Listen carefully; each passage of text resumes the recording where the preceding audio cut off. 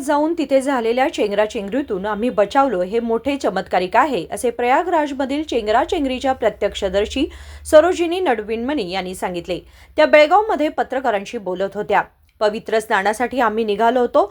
अचानक गर्दीत धक्काबुक्की सुरू झाली। आमच्या सोबत असलेले लोक एकमेकांच्या खाली सापडले। आम्ही जिवंत आलो हे आमचे नशीबच, असे त्या म्हणाल्या। ಘರ್ಷಣೆಯಲ್ಲಿ ತುಳಿದಾಟ ನಡೀತು। ಸಿಕ್ಕಾಪಟ್ಟಿ ಧಕ್ಕ ಮಾಡೋದು, ಒಬ್ರನ್ನೊಬ್ರು ತುಳಿದು ನಡೆಯೋದು, ಯಾರು ಹೆಲ್ಪ್ ಇಲ್ಲ। ನಾನು ಬದುಕಿದ್ರೆ ಸಾಕಪ್ಪ। ಎಲ್ಲ ಲಗೇಜ್ ಹೊತ್ಕೊಂಡು ಬರ್ತಿದ್ರು, ನನ್ನ ಮಕ್ಕಳಿಗೆ ಹೊತ್ಕೊಂಡು ಬರ್ತಿದ್ರು, ಮುದುಕರನ್ನ ಹಿಡ್ಕೊಂಡು ಬರ್ತಿದ್ರು। ಆ ಸಂದರ್ಭದಲ್ಲಿ ಎಷ್ಟು ಜನ ಬಿದ್ರು, ತುಳಿದಾಡಿದ್ರು।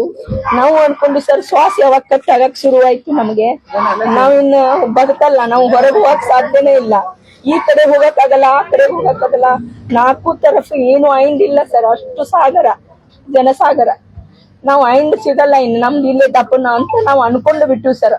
ಅಲ್ಲೇ ನನ್ ಮುಂದೆನೆ ನನ್ನ ಫ್ರೆಂಡ್ಗಳು ಬಿಟ್ಟು ಹೋಗಕತ್ರು ಸರ್। ನಾ ಏನ್ ಮಾಡಕ್ ಆಗ್ಲೇ ಇಲ್ಲ।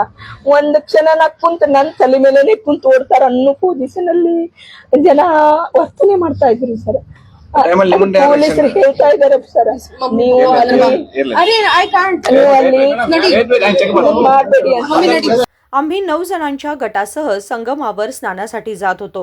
साधारण 2 किलोमीटर आम्ही चाललो होतो। मात्र संगम जवळ येताच अचानक चेंगराचेंगरी सुरू झाली आणि आम्ही सगळे एकमेकांपासून वेगळे झालो, असे त्या म्हणाल्या। विनोद कोलकार, KMM मराठी, बेळगाव।